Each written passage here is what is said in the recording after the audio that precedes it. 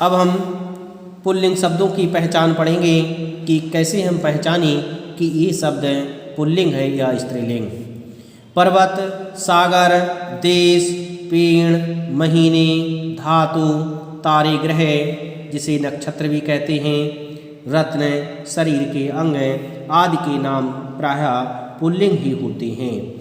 इन सभी शब्दों के नाम पुल्लिंग ही माने जाते हैं।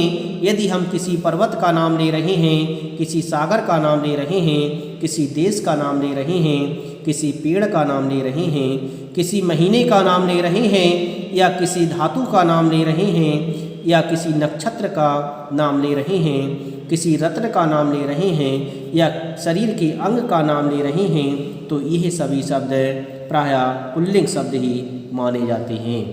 जैसे ये सभी आपके उदाहरण दिए गए हैं, जिन्हें देख करके आप अच्छी तरह से समझ सकते हैं। अब हम पढ़ेंगे स्त्रीलिंग की पहचान।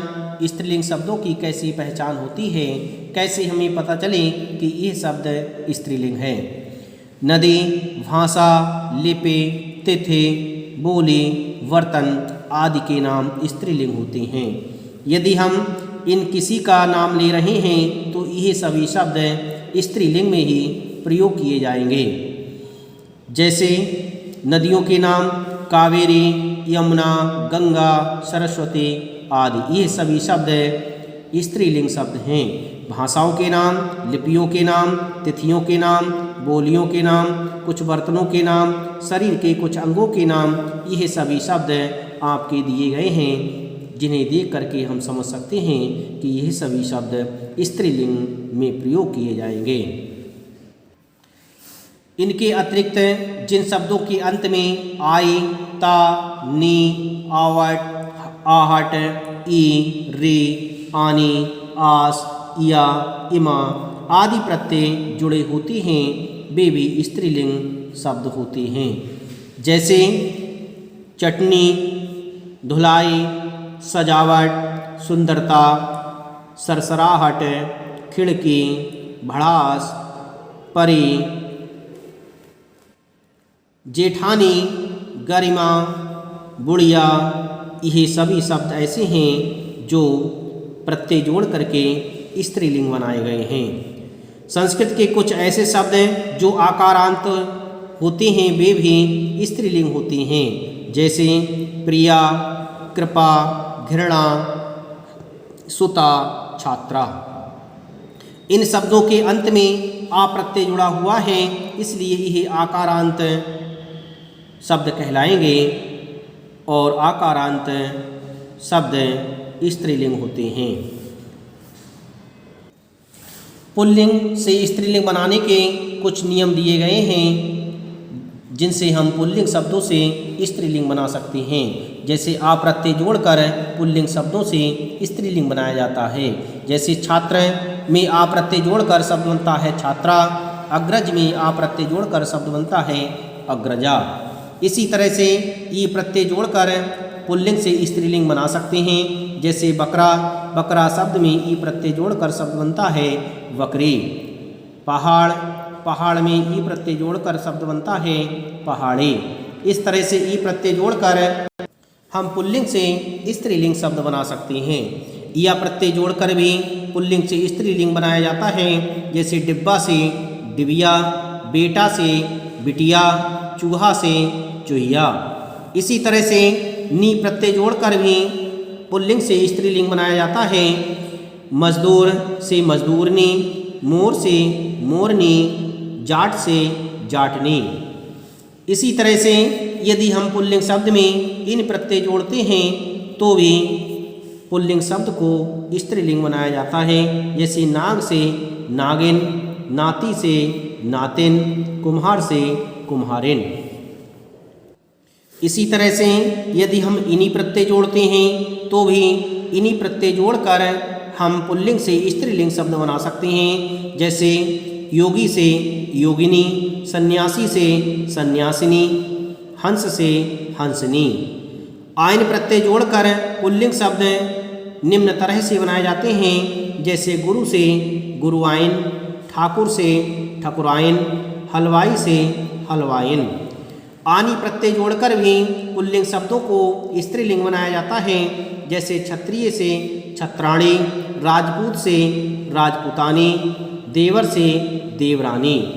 इका प्रत्यय जोड़कर के भी पुल्लिंग से स्त्रीलिंग शब्द बनाया जाता है। जैसे शिक्षक से शिक्षिका, याचक से याचिका, पाठक से पाठिका। इसी तरह से बति, मति में बदल कर भी शब्द को हम पुल्लिंग से स्त्रीलिंग बना सकते हैं। जैसे आयुष्मान से आयुष्मती, श्रीमान से श्रीमती, बुद्धिमान से बुद्धिमती। इसी तरह से ता प्रत्यय को त्री में बदलकर भी शब्द पुल्लिंग से स्त्रीलिंग बनाया जाता है। जैसे विधाता से विधात्री, दाता से दात्री।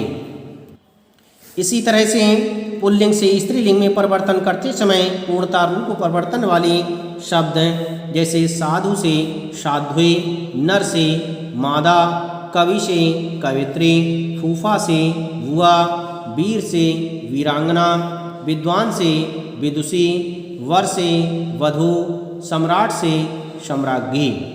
इस तरह से पुल्लिंग से स्त्रीलिंग में परिवर्तित करते समय पूर्णता रूप परिवर्तन हो जाता है। ऊपर दिए गए स्त्रीलिंग शब्द उदाहरण स्वरूप दिए गए हैं। शिक्षकों से अनुरोध है कि वह बच्चों को और भी शब्द बनाने के लिए प्रेरित करें। इस तरह से मैंने आपको इन शब्दों को अच्छी तरह से समझा दिया। मुझे विश्वास है कि आपने पुल्लिंग और स्त्रीलिंग के विषय में अच्छी तरह से पढ़ा एवं समझा होगा। यह आपके कुछ संक्षेप में सारांश दिया गया है। जैसे स्त्री पुरुष जाति का बोध कराने वाले चिन्ह लिंग कहलाते हैं।